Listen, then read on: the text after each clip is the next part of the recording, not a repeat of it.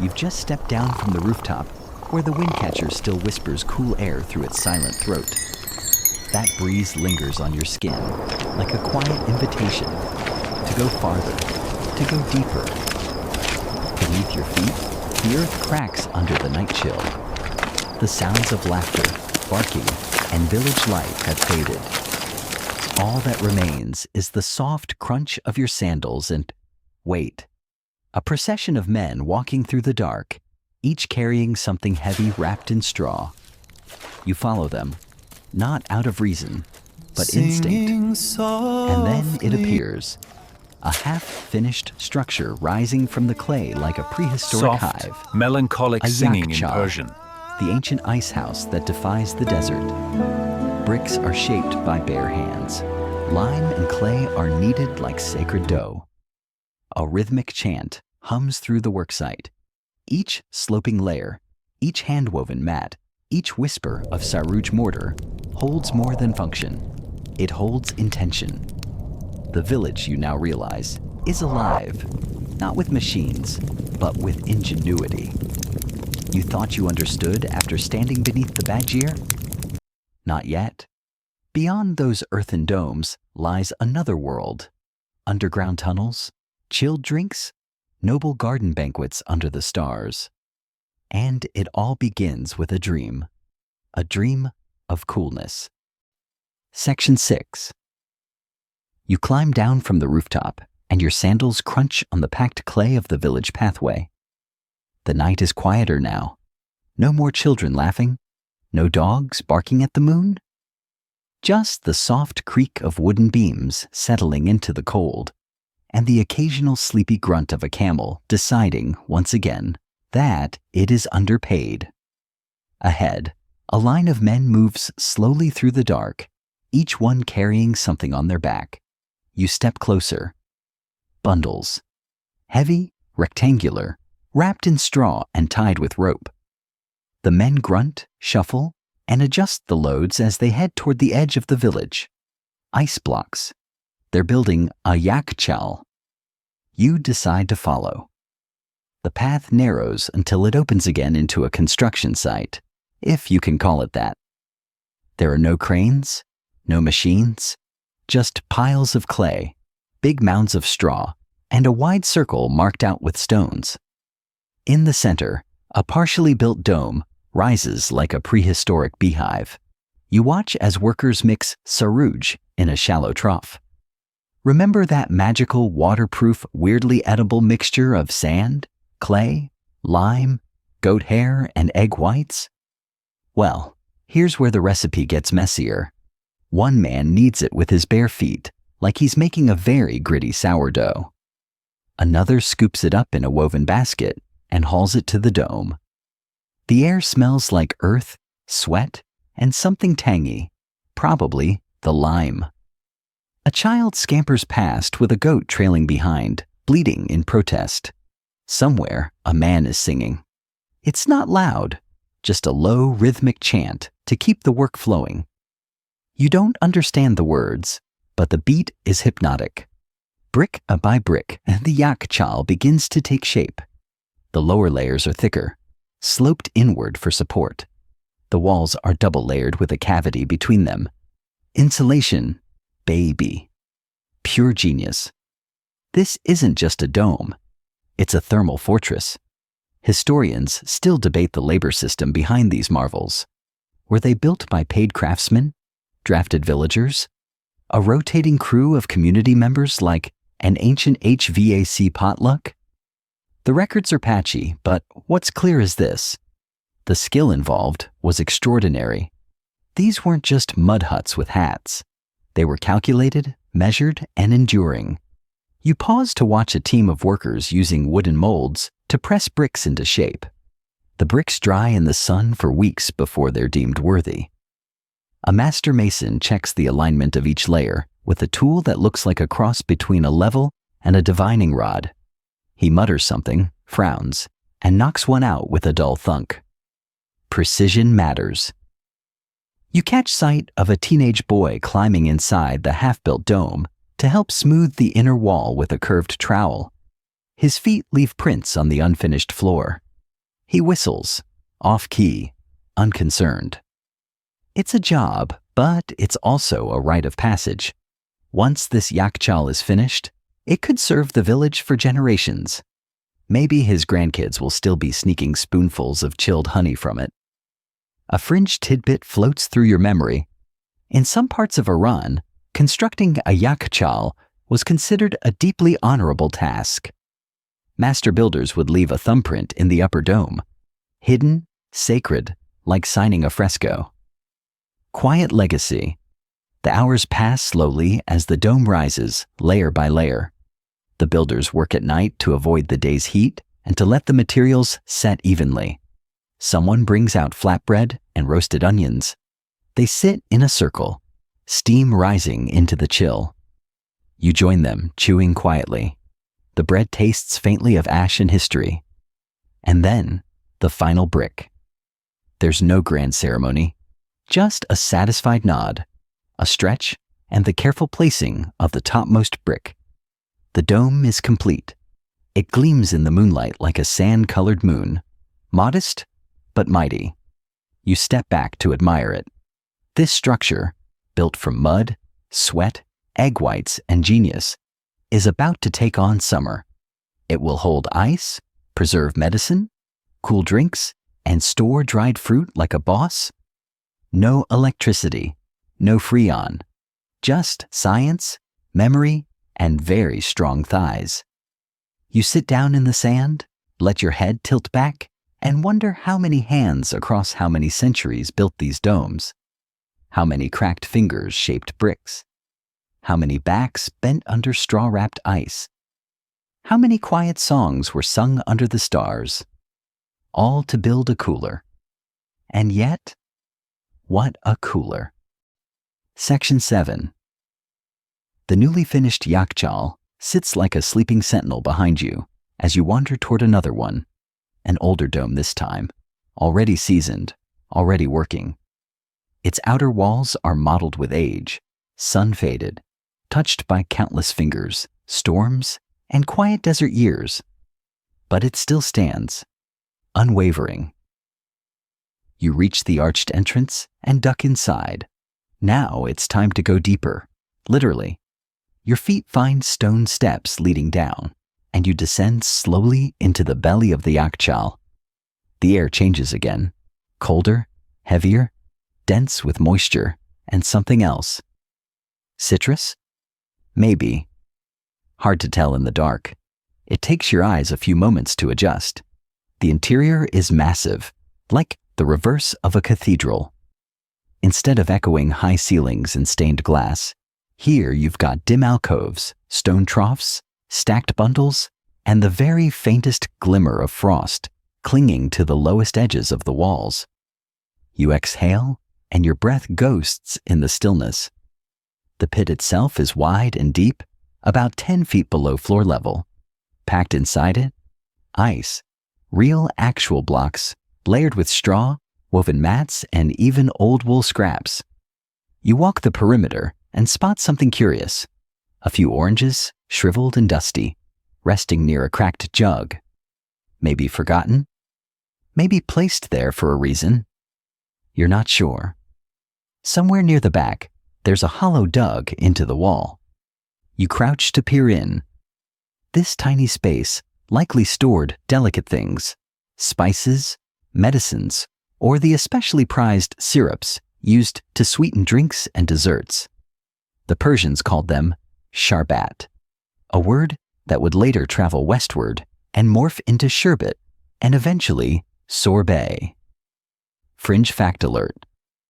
Some historians believe early Persian sharbat recipes involved dissolving flavored sugar into meltwater from ice blocks, essentially making chilled cocktails before cocktail hour even existed. Others argue this is wishful nostalgia. Either way, someone definitely got to drink fancy in 400 BCE. A soft plink echoes through the dome, a drop of condensation hitting stone. The acoustics are eerie but gentle, like the building is remembering something and quietly weeping about it. You pause beside a jar sealed with wax and covered with cloth. It's labeled with symbols, too faded to interpret. But inside, perhaps pickled walnuts, rose petal preserves, or maybe medicinal paste. The Yakhchal didn't discriminate between treat and treatment. If it needed to stay cool, it found its way here. Historians still argue whether Yakhchals were ever used to store bodies, maybe during epidemics, or on rare religious occasions. There's no strong consensus and no solid evidence, but the rumor lingers like frostbite at the edge of a sandal. You sit on a low bench carved directly into the dome's inner wall. It's smooth, damp, and surprisingly comfortable, though maybe that's just the fatigue setting in. You lean back, eyes drifting upward to the opening at the dome's top. It's too far to see the stars now, but you imagine them peeking in, twinkling their approval. Then you hear a sound. Not sharp, not threatening. Just a rustle. You follow it and find a small bundle wrapped in cloth. A basket nearby holds withered lemons and a pouch of what looks like saffron threads. Someone's been using this space recently. Maybe for cooking, maybe for ceremony, or maybe just sneaking a cool nap away from nosy neighbors. The idea strikes you. In this quiet, this gloom, this earth-cooled echo chamber, someone probably fell asleep once, just like you're trying to now. Maybe more than once, maybe dozens of times over centuries. It's peaceful here, sheltered from sun and storm. You understand the temptation. And now you're noticing more things. Scratches on the inner wall. Names, maybe? Or merchant marks? A tiny shell embedded in the plaster. A smear of blue pigment that must have meant something. Little echoes of people who came here to store, to preserve, and maybe to breathe. You stretch your legs out, body relaxed against the stone, and let your gaze drift across the soft contours of the chamber. In a world where so much is noisy and rushed, this place feels like a held breath. You could fall asleep here. Maybe you already have. Section 8. You eventually rouse yourself from the stone bench inside the Yakhchal, limbs slow, brain foggy in the best way. Outside, the stars have shifted slightly lower now, drawing the night into its later chapters. You step out into the chill, stretch, and hear the faint hum of music. Soft, melodic, a plucked string and a voice floating through the air like perfumed smoke. You follow the sound, drawn by curiosity and a hopeful promise of snacks. Soon, you arrive at a garden, walled by clay bricks and shaded by pomegranate trees with silver leaves trembling in the night breeze. There's a party underway, though nothing raucous. This is an upper-class affair. Nobles reclining on carpets, servants moving like whispers, and a low table lined with ceramic bowls, brass trays, and, wait, cups of something cold. You sneak in quietly. No one stops you. That's the charm of dream history.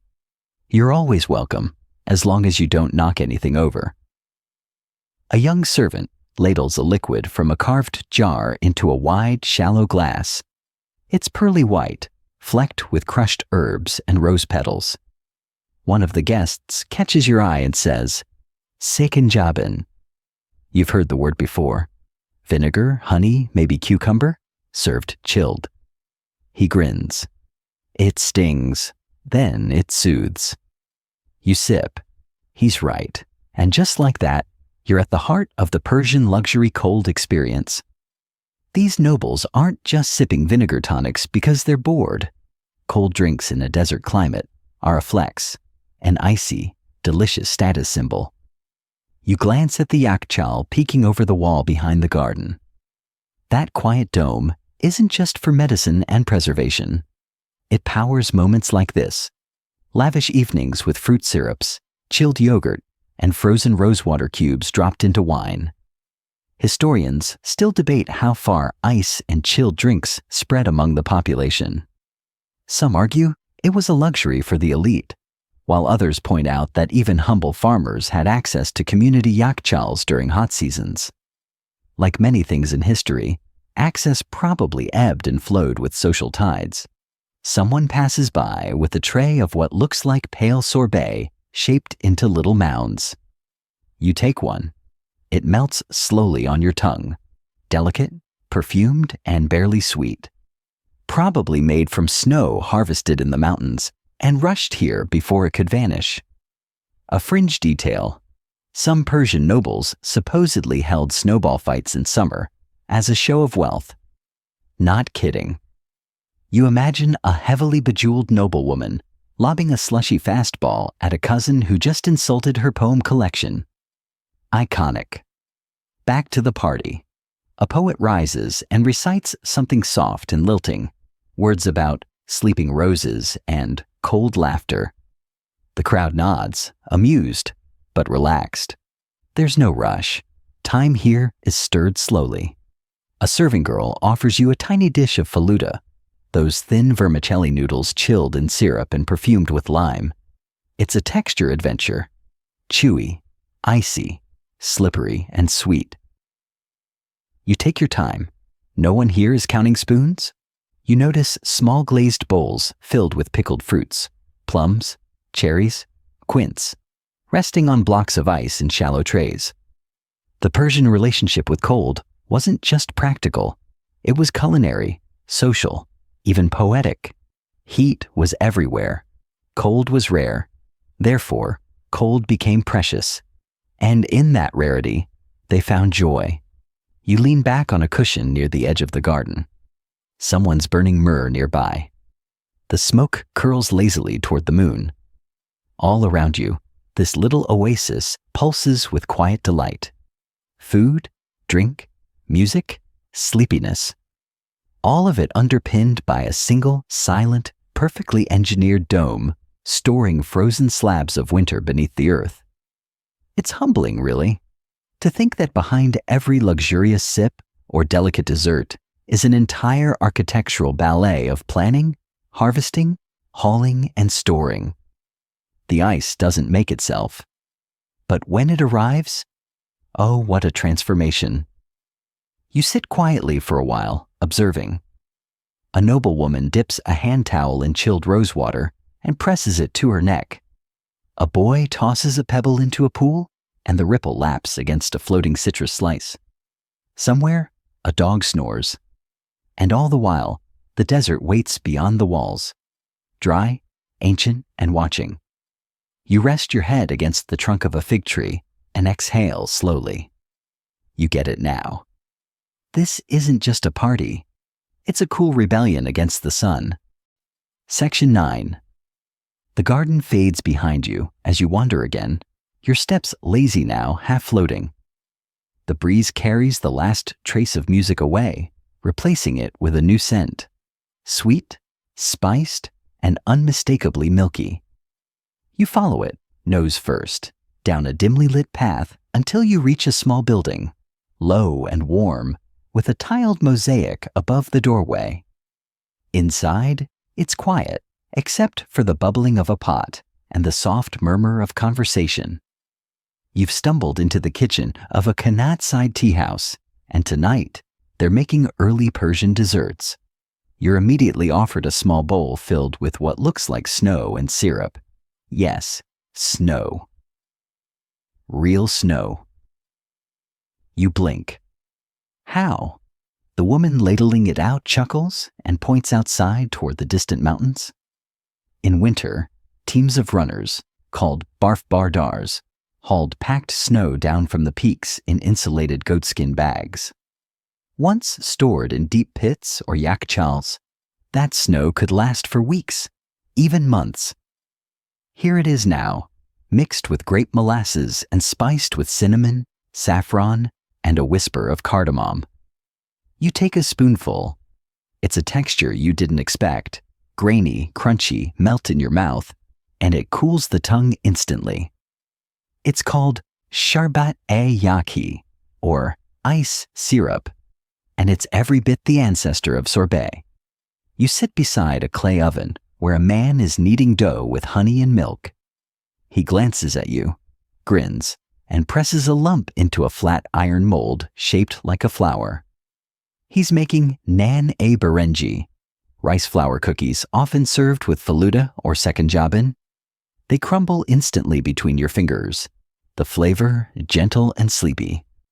Some historians believe that ice-based treats like these were first invented in the Achaemenid era. Others claim it was during the later Sassanid period, as trade routes brought exotic flavors, fruits, and sugar techniques from India and beyond. Historians still argue whether faluda was a luxury or a relatively common indulgence. What they all agree on is this: Persia played a huge role in the early invention of frozen desserts. A fringe tidbit? One 9th century Persian medical text warned against eating too much snow mixed with vinegar, claiming it chilled the spirit. You raise your bowl and whisper, "Challenge accepted." Outside, a donkey brays, apparently offended. You learn from the cooks that some of these recipes were seasonal, only made during the cold months when ice or snow could be freshly gathered. Others were summer exclusives, served at garden banquets where ice blocks were carved on site. It all depended on access, class, and timing. You watch as another batch of faluda is extruded through a sieve, long cold strands of starched noodles falling into rosewater syrup like sleepy ghosts. A girl stirs slowly with a wooden spoon, letting the mixture thicken with patience and precision. All around you, dessert is treated not as an afterthought, but a ritual, a chance to showcase ingenuity, ingredients, and presentation. And cold? Cold was the crown jewel. If you could make something cold in Persia, you weren't just a cook, you were a magician. You recline against a cushion near the wall, belly warm from cookies, mouth cool from snow. On a shelf nearby, clay jars filled with dried lime, rose petals, and saffron line up like apothecary tools. A reminder that sweets and medicine were once neighbors, often the same thing. You begin to notice how food here mirrors the desert itself. Sharp contrasts, rich textures, moments of sudden refreshment. Nothing is taken for granted. Least of all, something as fleeting, as precious as cold. In the corner, an old man sits, sipping a sherbet from a copper cup. He doesn't say much, just nods at you once, like a teacher silently approving your first draft. You get the sense he's tasted more snow than you've seen rain. The cooks begin cleaning up, scraping bowls, sealing jars, folding cloths over the snow storage. The night grows quieter, deeper, slower. You step outside, the cold clinging to your lips like a final kiss from dessert. Above you, the stars continue their silent tumble, and somewhere below the ground, slabs of ice rest in dark Yakhchals, waiting patiently to be shaved, sweetened, and spooned into stories. Section 10. Your breath fogs gently as you walk, full and drowsy from frozen syrup and honeyed dough, the kind of satisfied you usually only get from a warm bath or a perfectly weighted blanket. But now it's time to climb higher. Literally, you find yourself walking up a spiral stairway, not grand, but solid, until you emerge on a rooftop terrace overlooking the sleeping village. All around you are similar rooftops, flat and square, topped with clay chimneys, potted herbs, and something curious. At first glance, they look like chimneys, but then you realize no smoke, and instead of venting, they're catching. These are windcatchers or badgers, just like the one you explored earlier, but now you see them in full context, scattered like antennae across the rooftops of the city, all silently tuning into the breeze. From up here, the system clicks into place. Windcatchers pull cool air down into the homes. Qanats, the ancient underground aqueducts, run beneath the streets, ferrying cold water from distant mountains. The rooftops stay flat to radiate heat at night and reflect it by day. The mud brick walls insulate. The Yakhchals store. The whole town is a cooling machine. And it's beautiful. You walk to the edge of the terrace and look down. There's a tiny rooftop garden below. Grapevines crawling along lattice beams, figs in neat rows, mint growing wild in a shallow clay box, and sleeping on a reed mat. A man, curled up with a blanket pulled over his shoulders. His face relaxed, peaceful. Rooftop sleeping is a thing here, especially in summer. You get the appeal. The wind picks up. It's not a storm, just a caress. It flows across the rooftops, into vents, down tunnels, around corners. Everything is designed to receive it, not resist it. You imagine yourself lying down now, stretched on a mat, the cool breeze moving over you. And beneath you, not just ceiling beams or stone, but channels of cold water, carefully shaded and insulated. Qanats. These were feats of engineering magic. Sloping gently over miles, they brought mountain runoff underground, across deserts, into homes, farms, fountains. You couldn't see them, but you felt them. They cooled the earth itself. Many qanats connected directly to Yakhchals, letting cold water trickle beneath the stored ice, enhancing the chill without ever being seen. Fringe fact: qanats had their own guardians, specialists called mekanis, who learned the system through generations. They crawled through tunnels, cleaned the shafts, monitored the flow. Like underground plumbers, if plumbers had to know astrology, hydrodynamics, and how to not get eaten by snakes in the dark. Historians still argue whether qanats were purely Persian innovations, or if they evolved from earlier Babylonian or Assyrian channels. But Persia certainly turned them into an empire-wide standard. Even today, thousands still function across Iran, Afghanistan, and beyond. You turn and wander along the rooftop, passing a woven canopy stretched between two chimneys. Someone's laundry flaps gently. Linen robes, a pair of worn sandals, and what might be a drying herb pouch. You pause beneath another windcatcher. The opening is dark, but you feel it. Air spiraling out slowly, like the building itself is sighing.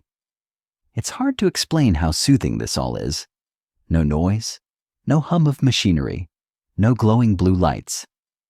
Just elements, air, earth, water, moving around you with purpose. Architecture here doesn't just shelter, it breathes, it collaborates. A soft clink draws your eye. Below, in the courtyard of a neighboring house, someone sets down a jar of water on a shaded windowsill. It's wrapped in damp cloth, ready for morning. A cat weaves between the pots, tail high, clearly in charge, and for a moment, you forget you're in an ancient city. Or maybe you remember that every modern comfort you enjoy today has an ancestor here, quietly, cleverly, chilling beneath the sand. You sit at the roof's edge and swing your legs gently, watching as the moonlight sketches shadows across the domes, towers, and walkways. Somewhere in the distance, a Yakhchal gleams faintly, and the wind carries a single plucked note from a string instrument. The whole city exhales. And so do you.